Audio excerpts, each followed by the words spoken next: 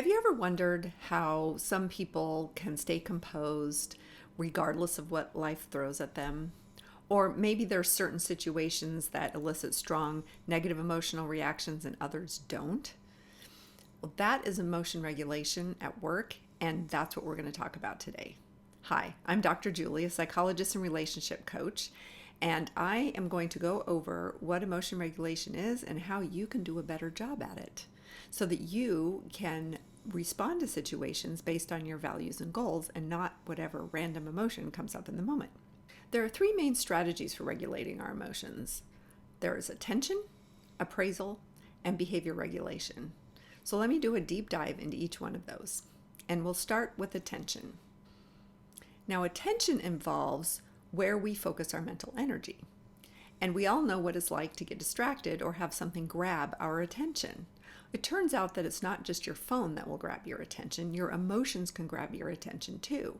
And so if a situation causes you to have a strong emotional reaction, that emotional reaction will grab your attention and it will have you focusing on all of the aspects of the situation that are consistent with that particular emotion.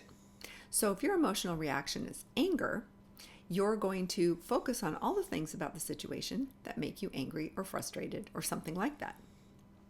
So what we want to do to regulate our emotions is to shift our attention to something that is not what our emotion would have us focusing on. So let's say you're driving your car and you're in heavy traffic, you have somewhere to go, and the traffic is going to cause you to be late. It's really easy in that situation to get really frustrated and just start focusing on the behavior of other drivers that are adding to our frustration.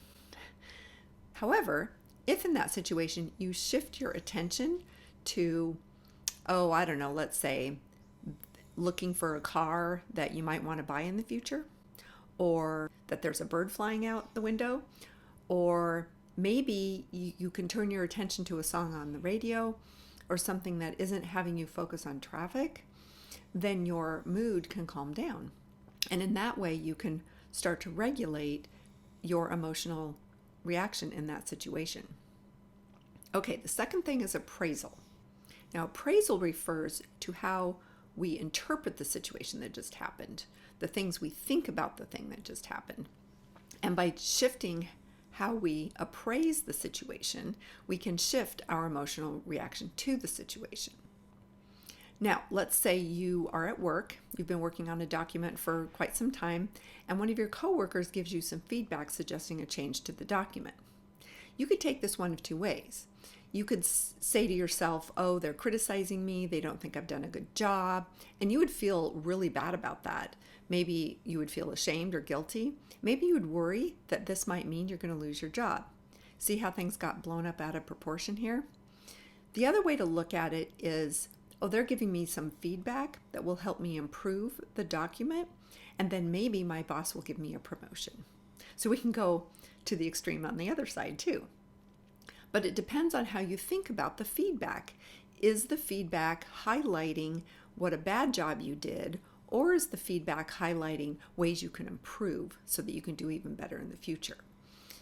You're getting feedback either way, but how you think about what that feedback means will change your emotional reaction to getting the feedback. Now, the third strategy is behavior regulation. And behavior regulation is what we do behaviorally with the emotions that we're having. So what do you say out loud, and how do you move your body? Do you yell? Do you turn and walk away? Those are both reactions to emotions, and we can change those so we can regulate how we behave in the face of various emotional situations. Now, basically what we're going to do is do something different in the face of a difficult situation. And this takes some practice because a lot of times, especially if they're very difficult situations like an argument with somebody, we often get emotionally overwhelmed. And so our creativity and our ability to think on our feet goes out the window. So this is an area where you may want to consider how you want to behave either in advance or afterwards so that you can use it again next time. But what you want to do is, let's say you get an argument with your spouse and your typical response is to walk away. So instead of doing that, what you might want to do is to take a deep breath and work on listening to what your partner has to say, even though they're very upset, maybe even they're yelling at you, but they have a message, they have a complaint, they're trying to communicate something. And if you can tune into that message and not just yell back, for example, or walk away as another example, then what you're doing in that moment is regulating your behavior in the face of your own emotional reaction. And this time it's your emotional reaction to how your partner is reacting, right? Now, this is a little bit more of an in-depth strategy to use. So there are several things you can do to support yourself in this. Like I said earlier, take a deep breath.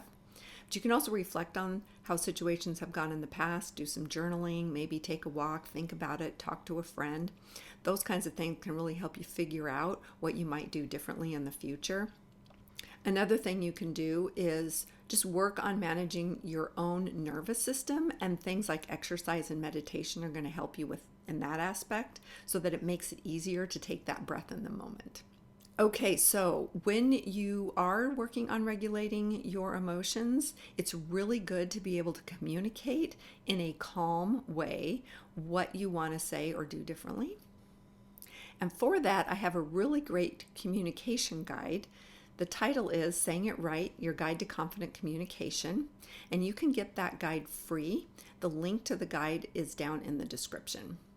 Mastering these 3 strategies, attention, appraisal, and behavioral regulation, will really help you in showing up better in relationships and get you away from possibly self-destructive behaviors that you might not even understand are hurting relationships if you aren't paying attention.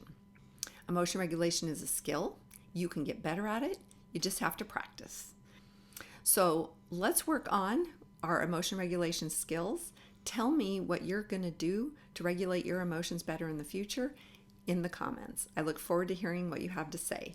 If you like this video, hit the like button. Be sure to share it with somebody who you know could use this information, and subscribe to my channel to get future videos just like this one. Take care and have an amazing week.